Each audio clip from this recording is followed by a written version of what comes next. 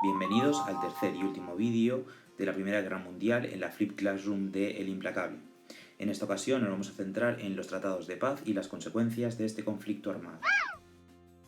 En primer lugar, debemos destacar cómo los tratados de paz son denominados como la paz de los vencedores, pues será el bando ganador de la guerra, el de los aliados, quienes impongan las medidas y los distintos tratados a los países vencidos.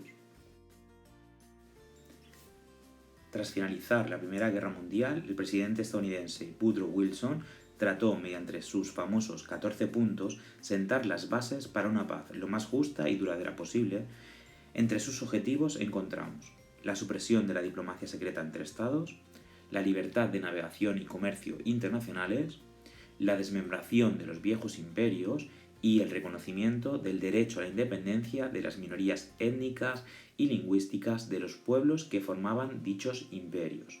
Asimismo, propone la creación de una sociedad de naciones que se base en la igualdad entre los estados, que arbitre las relaciones internacionales, su integridad territorial, así como impedir nuevos conflictos armados. Sin embargo, los principios de Wilson no son respetados. Los europeos siguieron sus propios intereses, por lo que los Estados Unidos no firmarían el Tratado de Versalles.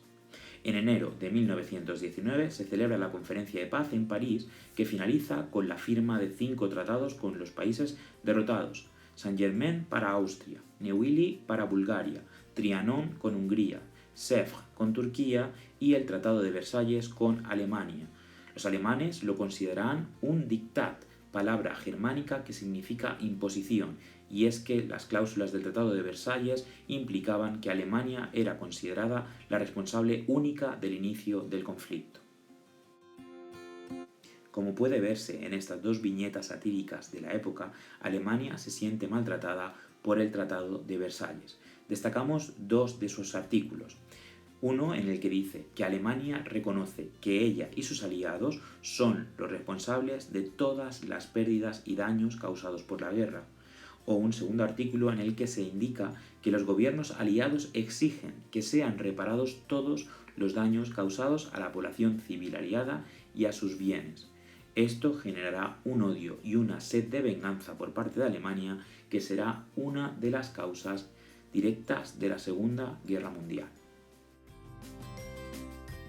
Cierto es que Europa se encuentra devastada, destruida, edificios, poblaciones, infraestructuras. Era necesaria la reconstrucción y era el momento de empezar a recuperarse de un conflicto que había durado demasiado tiempo. Veamos cuáles fueron las consecuencias. A nivel demográfico tenemos un saldo de más de 9 millones de muertos, una cuantiosa población mutilada y herida, numerosas bajas civiles causadas de manera indirecta, un elevado número de huérfanos, así como la falta de alimentos de primera necesidad, carencias sanitarias. Esto hizo que la gripe de 1918 provocase la muerte de 6 millones de europeos, que no estaban bien alimentados y que tenían carencias a nivel sanitario. Además, el efecto de la guerra sobre la natalidad es importantísimo, pues se produce un descenso de la tasa de natalidad en las generaciones posteriores, encontrándonos con un momento de superpoblación femenina. A nivel económico encontramos también graves consecuencias. En primer lugar, hacer frente a las destrucciones materiales que comentábamos. Medios de producción en industrias, zonas de cultivo, transportes e infraestructuras debían reconstruirse. Por otro lado, tenemos el problema de la reconversión de las industrias, que hasta entonces habían estado destinadas y durante años a la producción de guerra. Por lo tanto, hay que convertir estas industrias en industrias que sean rentables para el comercio de productos de consumo y no de guerra. Por otra parte, los gobiernos incrementaron su deuda pública interna y pidieron préstamos bancarios al exterior, sobre todo a los Estados Unidos de América. Además, empezamos con un periodo de intervención estatal en la economía, donde se derrumban los principios del liberalismo económico heredado del siglo XIX.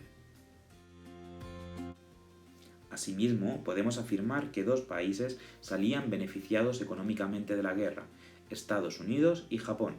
La Primera Guerra Mundial significó la pérdida de la hegemonía europea en la economía mundial y que Estados Unidos se convirtiera en la primera potencia económica del planeta. Al mismo tiempo, Japón experimentó un notable desarrollo industrial y comercial. Finalmente, también algunos países que se mantuvieron neutrales pudieron obtener beneficios del conflicto armado. En tercer lugar, tenemos las consecuencias sociales, que están fuertemente vinculadas a las anteriores. A nivel de población, encontramos nuevos ricos en aquellos banqueros, comerciantes o industriales que se beneficiarán de la reconstrucción de Europa, frente a unos nuevos pobres, las clases medias, los campesinos y los asalariados.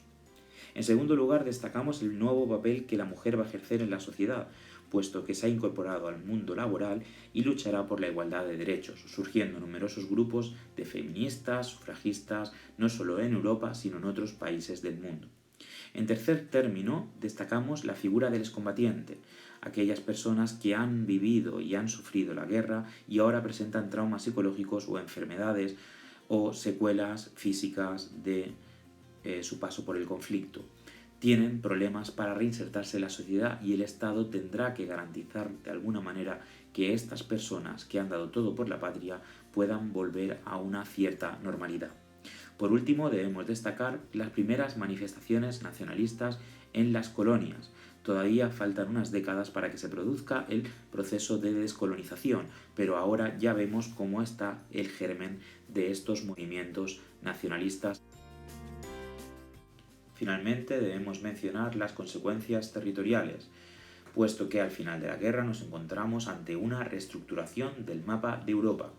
En primer lugar, por la desaparición de los grandes imperios, el imperio austrohúngaro, el imperio alemán, el ruso y el turco, cederán territorios a la creación de nuevos estados siguiendo el principio wilsoniano del respeto a las nacionalidades.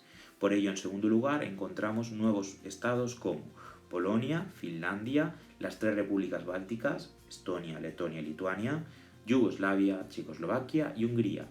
Ya en el año 1920, Europa está formada por un total de 28 estados, en los que destaca o predomina las democracias parlamentarias y en su mayoría con la implantación del sufragio universal. Y una vez más llegamos al final de un vídeo de la Flip Classroom del Implacable. Con este terminamos de ver la Primera Guerra Mundial. Hasta la próxima. Gracias por llegar hasta aquí. Seguiremos haciendo historia.